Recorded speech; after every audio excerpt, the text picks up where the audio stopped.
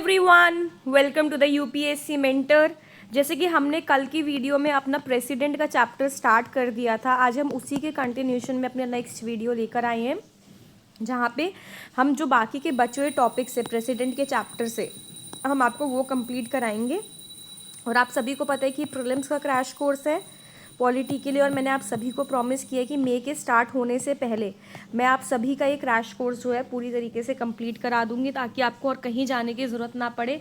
आप बस इन वीडियोस को ही देखकर अपना पूरा पॉलिटी को जो है कंप्लीट कर पाएँ। अब देखिए, आ जाता है सबसे पहले वैकेंसी इन प्रेसिडेंट्स ऑफिस।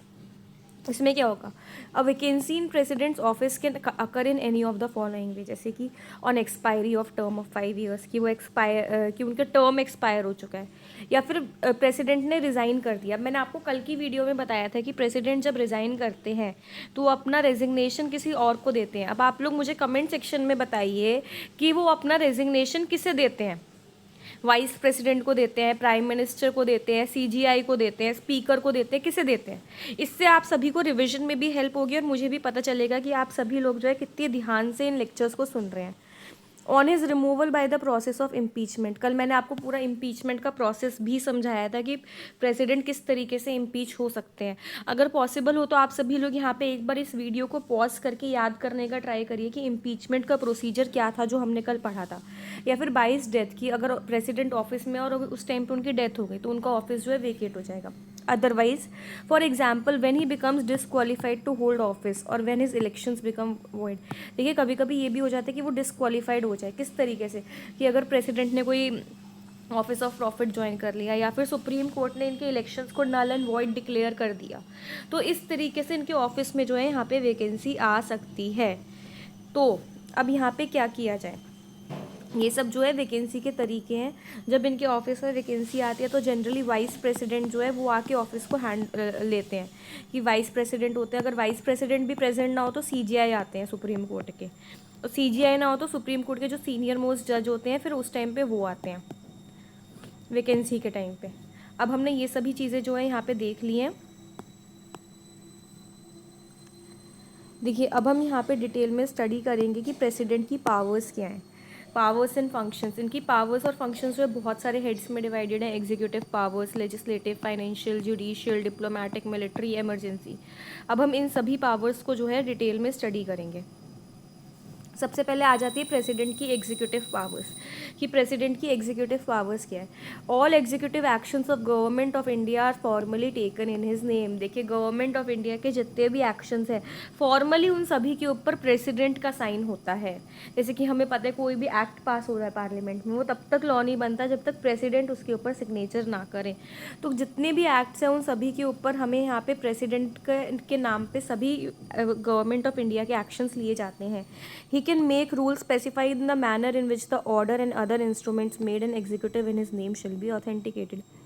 कि आप जितने भी ऑर्डर्स बना रहे हैं मेरे नाम में, आपको किस प्रोसीजर से बनाना है, कैसे करके एग्जीक्यूट करना है, ये इसके ऊपर जो है लॉज यहाँ पे बना सकते हैं। He can make laws for more convenient transaction of business of the union government for allocation of said business. He appoints prime minister and other ministers. देखिए कितना इंपॉर्टेंट पॉइंट है ये, कि प्राइम मिनिस्टर और अदर मिनिस्टर को appoint कौन करते हैं, प्रेसिडेंट ही करते हैं। They hold office during his pleasure. जैसे कि हम बोलते हैं प्रेसिडेंट, प्राइम मिनिस्टर जो है holds office during the pleasure of president, तो ये उन्हीं के प्लेजर में रह के जो है ऑफिस को अपने जो है यहाँ पे होल्ड करते हैं। He appoints the attorney general of India and determines his remuneration. Attorney general जैसे ऑफिस को यही अपॉइंट करते हैं, उनका रेनमरेशन भी डिसाइड करते हैं। The attorney general holds office during the pleasure of president. आप ये याद रखिए, आपसे डायरेक्टली पेपर में पूछा जा सकता है अटॉर्नी जनरल जो है वो किसके प्लेजर में अपना ऑफिस को होल्ड करते हैं। ही अपॉइंट्स कंट्रोलर, सीएजी आ जाते हैं, chief election commission, other election commissioners, chairman of members of UPSC, governors of state, chairman and members of finance commission and so on.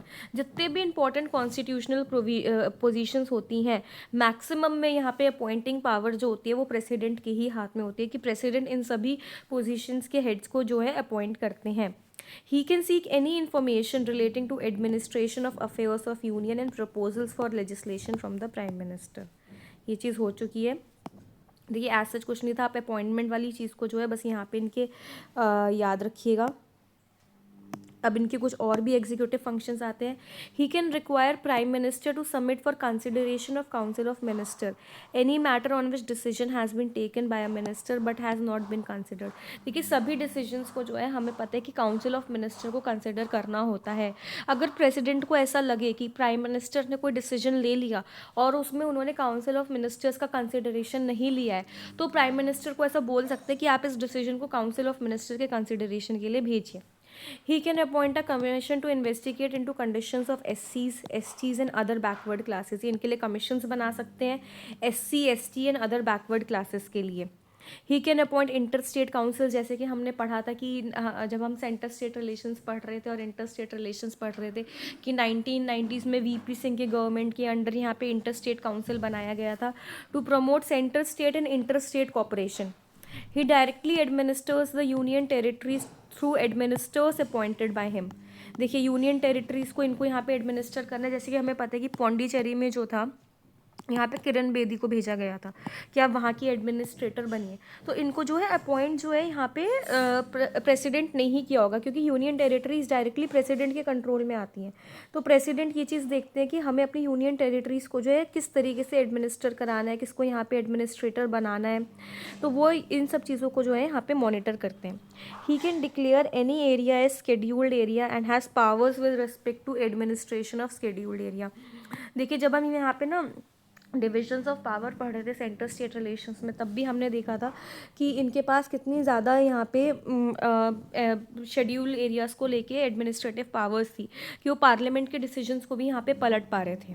तो शेड्यूल एरियाज़ को लेके और tribal areas को लेके president के पास जो है काफ़ी एक रिच रिपोजिटरी ऑफ पावर्स होती है यहाँ पे.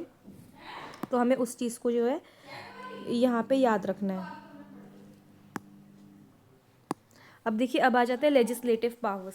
प्रेसिडेंट की कुछ लेजिस्लेटिव पावर्स भी है कि वो लॉज भी बना सकते हैं. जैसे कि पार्लियामेंट से रिलेटेड उनकी क्या पावर्स हैं, वो बेसिकली लेजिस्लेटिव पावर्स के अंडर आती है. ही कैन समन और प्रोरोग द पार्लियामेंट. समन मतलब कि पार्लियामेंट को बुला सकते हैं कि आप सेशन में आइए. प्रोरोग मतलब कि सेशन को अब एंड कर सकते हैं. और ये लोकसभा को डिसॉल्व कर सकते हैं. लोकसभा जब प्राइम मिनिस्टर को लोकसभा डिसॉल्व कराना होता है तो उनको प्रेसिडेंट को ही बोलना होता है कि आप प्लीज़ लोकसभा को डिसॉल्व कर दीजिए. तो इनके पास समन, प्रोरोग या फिर डिसॉल्व करने की पावर है लोकसभा को. He can also summon a joint sitting of both houses of the parliament which is presided by speaker. देखिए कभी भी हमें पता है कि अगर कोई बिल पास नहीं हो पा रहा तो उस टाइम पे हमें जॉइंट सिटिंग को बुलाना पड़ता है पार्लियामेंट की. ये हम सब पार्लियामेंट के चैप्टर में डिटेल में स्टडी पर करेंगे. तो उस टाइम पे उस मीटिंग को ऑल दो प्रिसाइड तो स्पीकर करते हैं, बट बुलाने का काम जो समन करना होता है वो प्रेसिडेंट करते हैं. He can address the parliament at the commencement of first session after each general election and at first session of each year. देखिए एक बार जनरल इलेक्शंस हुए 5 साल में एक बार, उसके बाद जो फर्स्ट सेशन होगा उसमें ये पार्लियामेंट को चाहे तो जाके एड्रेस कर सकते हैं, या फिर साल के फर्स्ट सेशन में हर बार ये जाके पार्लियामेंट को यहाँ पे एड्रेस कर सकते हैं. He can send messages to both houses of the parliament whether with respect to a bill pending in the house और अदरवाइज. या फिर कोई बिल पेंडिंग है किसी और भी मैटर में, अगर इन्हें लग रहा है कोई हमारी कंट्री के लिए कोई इंपॉर्टेंट मैटर है तो यहाँ पे पार्लियामेंट को नोटिस भेज सकते हैं. He can appoint any member of the Lok Sabha to preside over its proceedings when the offices of both Speaker and Deputy Speaker falls vacant. Similarly, he can also appoint any member of the Rajya Sabha to preside over its proceedings when the office of both chairman and deputy chairman falls vacant. देखिए अगर लोकसभा में speaker का office और deputy speaker का office vacant हो चुका है, आपको इस बात का याद रखना है कि वेकेंट है, एब्सेंट नहीं है. एब्सेंट के केस में ये यहाँ पे अपॉइंट नहीं कर सकते. अगर वेकेंट है, वेकेंट के केस में तो यहाँ पे ये अपॉइंट कर सकते हैं किसी भी मेंबर को कि अब आप यहाँ पे आके स्पीकर की तरह हेड करिए. वेकेंट वर्ड को ध्यान में रखिए, यहाँ पे एब्सेंट वर्ड नहीं है. And same is with respect to the Rajya Sabha. He nominates 12 members of the Rajya Sabha from amongst person having specific knowledge. देखिए राज्यसभा के जो 12 नॉमिनेटेड मेंबर्स होते हैं जिनकी स्पेसिफिक नॉलेज होती है literature, science, art, social science में, ये इन 12 स्पेसिफिक मेंबर्स को यहाँ पे नॉमिनेट करते हैं. जैसे कि हमें पता है रिसेंटली सुधा मूर्ति जी को यहाँ पे नॉमिनेट किया गया था कि आप आइए. सचिन तेंदुलकर को पहले नॉमिनेट किया गया था. इस तरीके से मेंबर्स को नॉमिनेट कर सकते हैं राज्यसभा में. He can nominate 2 members to the Lok Sabha from Anglo-Indian community. He decides on questions as to the disqualification of members of parliament and consultation with election commission. देखिए जब हम ये पार्लियामेंट वाला चैप्टर पढ़ेंगे ना, तब हम पढ़ेंगे जब डिस्क्वालिफिकेशन की बात आती है कि कोई मेंबर डिस्क्वालीफाइड है या नहीं है, तो उस टाइम पे प्रेसिडेंट जो है वो डिसीजन लेते हैं और वो कंसल्ट करते हैं यहाँ पे इलेक्शन कमीशन के साथ, और फिर वो डिसाइड करते हैं कि मेंबर जो है डिस्क्वालीफाइड स्टैंड होता है या नहीं है। His prior recommendation or permission is needed to introduce certain types of bills. इनकी प्रायर रिकमेंडेशन चाहिए। For example a bill involving expenditure from consolidated fund of India, और bill for the alteration of boundaries of state और creation of new state. ये हमने सब पढ़ा था जब हमने यहाँ पे पढ़ा था कि बाउंड्रीज़ को चेंज करना है, नेम को चेंज करना है। इस ऐसे कुछ बिल्स होते हैं जहाँ पे प्रेसिडेंट की हमें प्रायर असेंट चाहिए होती है। When a bill is sent to president after it has been passed by parliament, ये क्या क्या कर सकते हैं। देखिए अगर पार्लियामेंट ने पूरे बिल को पास कर दिया, प्रेसिडेंट के पास जो है यहाँ पे 3 से 4 तरीके की पावर्स होती हैं। सबसे पहले यहाँ पे क्या आता है प्रेसिडेंट के पास, he can give his assent to the bill, कि ठीक है ये मान चुके हैं, इन्होंने साइन कर दिया। He can withhold his assent, ये मना कर सकते हैं कि मैं साइन नहीं कर रहा। तीसरी चीज़ क्या कर सकते हैं, रिटर्न कर सकते हैं बिल को कि रिकन्सिडरेशन के लिए पार्लियामेंट के पास। बट ये मनी बिल को रिकन्सिडरेशन के लिए नहीं भेज सकते। मनी बिल को या तो बस एक्सेप्ट किया जा सकता है या फिर बस रिजेक्ट किया जा सकता है, मनी बिल को रिकन्सिडरेशन के लिए नहीं भेजा जा सकता।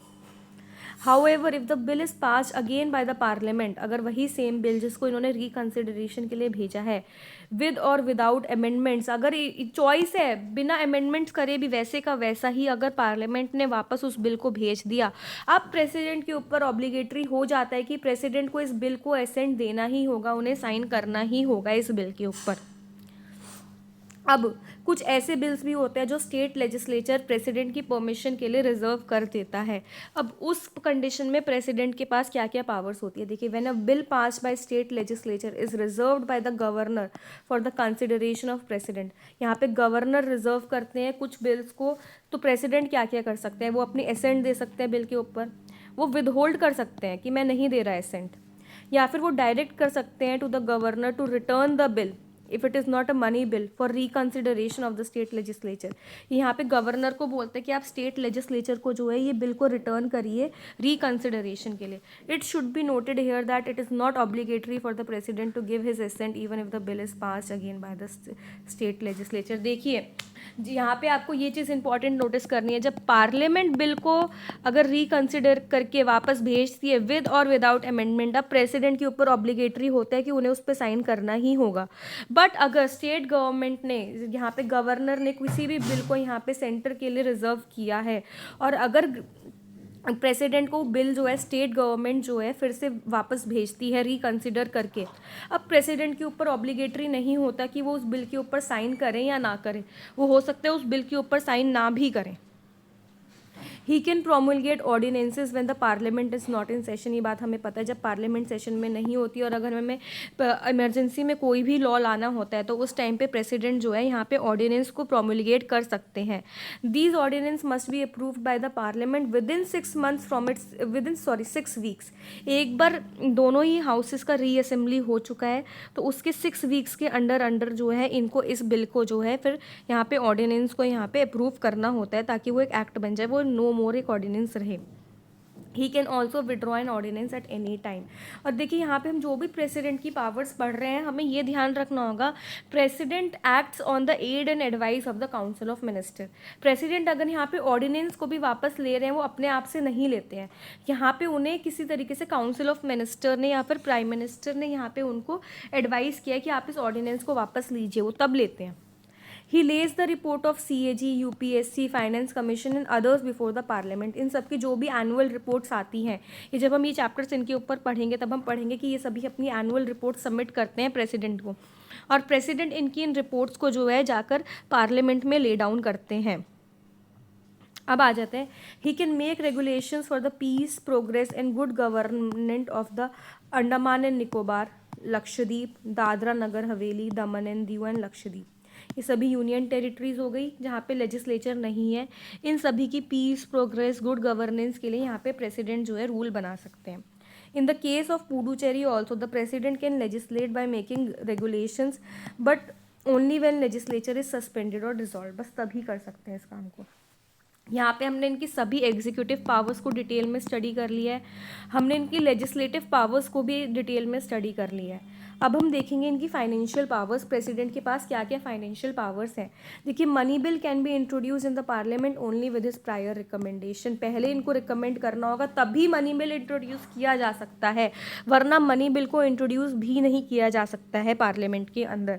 अभी मनी बिल के एग्जैक्टली क्या क्या प्रोविजंस होते हैं सभी हम पार्लियामेंट वाले चैप्टर में पढ़ेंगे, अभी के लिए बस आप इतना समझ लीजिए। He causes to be laid before the parliament the annual financial statement that is the union budget.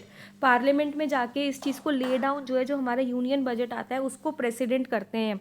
All दो यूनियन बजट की स्पीच यहाँ पे फाइनेंस मिनिस्टर देती हैं, जो अभी निर्मला सीतारमन जी हैं, बट यहाँ पे जो है एनुअल फाइनेंशियल स्टेटमेंट को ले डाउन जो है प्रेसिडेंट ही करते हैं। No demand for grants can be made except on his recommendation. देखिए, जब भी कोई भी यहाँ पे, जैसे कि अभी हमारा बजट पास होना है, अब डिमांड फॉर ग्रांट्स रखी गई है सभी डिपार्टमेंट्स के लिए। अब डिमांड ऑफ ग्रांट्स को जो है रखने के लिए भी प्रेसिडेंट की प्रायर रिकमेंडेशन चाहिए होती है, उसके बाद ही हाउस जो है वोट कर पाएगा डिमांड फॉर ग्रांट्स के ऊपर। ही can make advances out of contingency fund of India. देखिए, कंटिजेंसी फंड जो होता है वो एक तरीके से इमरजेंसी फंड होता है। हमारे पास 3 तरीके के फंड होते हैं, consolidated fund, contingency fund and यहाँ पे तीसरा आ जाता है पब्लिक अकाउंट्स। तो कंटिजेंसी फंड इमरजेंसी फंड होता है, जो अनफॉर्सीन एक्सपेंडिचर, कोई बहुत इमरजेंसी आ गई कंट्री में, अगर उसके लिए तुरंत ही कोई एक्सपेंडिचर करना है तो उसके लिए साइन चाहिए होता है प्रेसिडेंट का। कंसोलिडेटेड फंड से कोई एक्सपेंडिचर करना होता है तो वहाँ पे पार्लियामेंट की परमिशन चाहिए, जो एक लेंदी प्रोसीजर हो जाता है। तो ये पावर जो है यहाँ पे कंटिजेंसी फंड से इमरजेंसी खर्चा करने की पावर जो है प्रेसिडेंट को दी गई है। He constitutes a finance commission every 5 years. Finance commission को किया जाता है। फाइनेंस कमीशन के बारे में हमने पहले भी थोड़ा बहुत पढ़ लिया था कि किस तरीके से बताते हैं कि सेंटर के टैक्सेस कैसे करके सेंटर और स्टेट के बीच में डिवाइड होंगे, फिर अमंग स्टेट कैसे करके डिवाइड होंगे, ग्रांट एंड एड्स कैसे करके दी जाएंगी स्टेट को सेंटर की तरफ से। ये सभी चीज़ों के ऊपर रिकमेंडेशन करते हैं फाइनेंस कमीशन जो होते हैं। और इस फाइनेंस कमीशन को फॉर्म करने का काम जो होता है यहाँ पे प्रेसिडेंट का होता है every 5 years to recommend the distribution of revenues between centre and the state. ये काम यहाँ पे फाइनेंस कमीशन करते हैं। अब यहाँ पे उसी के साथ साथ प्रेसिडेंट की कुछ जुडिशियल पावर्स भी आ जाती हैं। The judicial powers and functions of presidents are, he appoint the chief justice and जजेस of supreme court and high court. ये बात हमें पता है कि chief justice of supreme court and high court को जो है, और जो अदर जजेस होते हैं उनको प्रेसिडेंट आके अपॉइंट करते हैं। ये बात मैं आपको बता दूँ, जितनी भी इंपॉर्टेंट पोजीशंस हैं हमारी कंट्री में, वहाँ पे अगर अपॉइंटमेंट की बात आ रही है तो अपॉइंटमेंट यहाँ पे प्रेसिडेंट ही कर रहे होते हैं। He can seek advice from Supreme Court on any question of law or fact. However, the advice tendered by Supreme Court is not binding. जब हम सुप्रीम कोर्ट का चैप्टर पढ़ेंगे तो हम इस एडवाइस वाले सेक्शन को बहुत डिटेल में स्टडी करेंगे। अभी के लिए आप इतना समझ लीजिए कि प्रेसिडेंट जो है इनसे जाके एडवाइस ले सकते हैं सुप्रीम कोर्ट के जजेस से, और हमेशा सुप्रीम कोर्ट के ऊपर ऑब्लिगेटरी नहीं होता कि वो एडवाइस दे, कुछ सिचुएशन में ही ऑब्लिगेटरी होता है। बट अगर सुप्रीम कोर्ट ने यहाँ पे एडवाइस दे दी, उस सिचुएशन में भी यहाँ पे प्रेसिडेंट के ऊपर बाइंडिंग नहीं है कि वो उस एडवाइस को माने। वो चाहे तो मान सकते हैं, वो चाहे तो नहीं मान सकते हैं। उसके अलावा अब इनकी जुडिशियल पावर क्या आती है। He can grant pardon, reprieve, respite, रेमिशन of punishment और सस्पेंड, रेमिट और commute the sentence of any person. ये किस किस केस में, अभी तो हम इन टर्म्स को डिटेल में पढ़ेंगे, इन सभी टर्म्स का मतलब क्या हुआ। सबसे पहले हम देख सकते हैं कि इन सभी टर्म्स में कब ऐसा कर सकते हैं कि पार्डन कर सकते हैं। वेयर द पनिशमेंट और sentence is by court martial, in cases where punishment और sentence is for an offence against in union law. State law नहीं है, बस यूनियन लॉ के अगर अगेंस्ट कोई यहाँ पे इनको पनिशमेंट दी गई है तो उसमें ये पार्डन कर सकते हैं। स्टेट लॉ की जहाँ पे बात आएगी वहाँ पे गवर्नर आ जाएंगे कि वो गवर्नर आके यहाँ पे रिप्राइव, रिस्पाइट, कम्यूट सब चीज़ें करेंगे। In all the cases where sentence is sentence of death. देखिए, हम सभी को पता है कि अगर सेंटेंस ऑफ डेथ होता है तो यहाँ पे प्रेसिडेंट के पास जो है जाकर अपील किया जा सकता है। एक मर्सी पिटीशन डाली जा सकती है प्रेसिडेंट के पास। जहाँ पे भी डेथ सेंटेंस की बात हो रही है वहाँ पे प्रेसिडेंट यहाँ पे डिसीजन ले सकते हैं।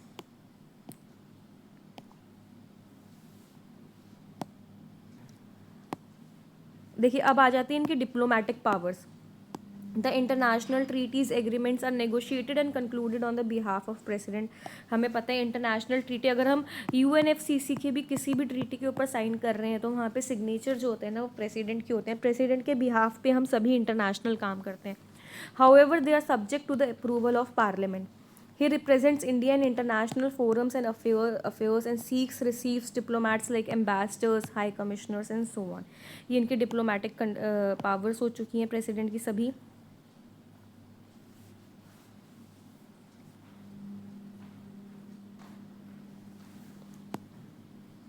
अब आ जाते हैं प्रेसिडेंट की मिलिट्री पावर्स क्या होती हैं.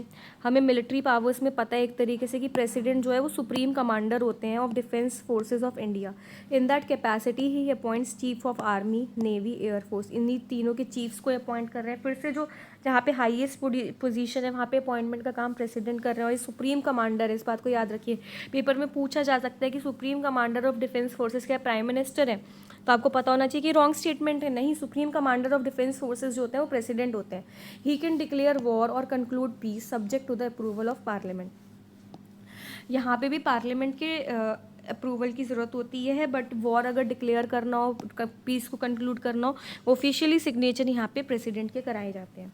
फिर आ जाता है एमरजेंसी पावर्स होती है प्रेसिडेंट की कुछ. In addition to the normal powers mention above, the president confers extraordinary powers to president to deal with 3 types of emergencies. ये एमरजेंसीज के हमने देख लिया कि प्रेसिडेंट किस तरीके से लगाते हैं, रिवोक करते हैं. हमने एमरजेंसी वाले चैप्टर में प्रेसिडेंट की फुल एमरजेंसी पावर्स हम ऑलरेडी स्टडी कर चुके हैं. जिसको भी इस सेक्शन के ऊपर डाउट है आप प्लीज़ जाइए, जाके एमरजेंसी वाले चैप्टर को स्टडी करिए और वहाँ से आप देखिए. अब आ जाता है veto power of president. President की वीटो पावर भी होती है. वीटो पावर का मतलब क्या होता है कि वो किसी भी बिल को जो है रिजेक्ट कर सकते हैं. देखिए, a bill pass by parliament can become an act only if it receives the assent of president. बस तभी वो एक एक्ट बन सकता है. When such a bill is presented to the president for his assent, he has 3 alternatives under article 111. आप इस article को भी याद रखिए, आर्टिकल 111. जैसे इस साल के पेपर में मनी बिल के ऊपर आर्टिकल पूछा गया था, हो सकता है अगले साल के पेपर में जो है वीटो पावर के ऊपर आर्टिकल पूछ लिया जाए कि वीटो पावर जो है कौन से आर्टिकल के अंडर आती है. तो हम सभी को याद रखना है कि वीटो पावर जो है यहाँ पे आर्टिकल 111 के अंडर आती है. ये यहाँ पे आर्टिकल 111 के अंदर क्या चीज़ें कर सकते हैं with respect to the veto power. He may give his assent, वो विदहोल्ड कर सकते हैं, रिटर्न कर सकते हैं except money bill for the reconsideration. ये सब चीज़ें हम पढ़ चुके हैं. अब हम वीटो पावर्स को पढ़ते हैं. वीटो पावर्स कौन कौन सी होती हैं एग्जैक्टली.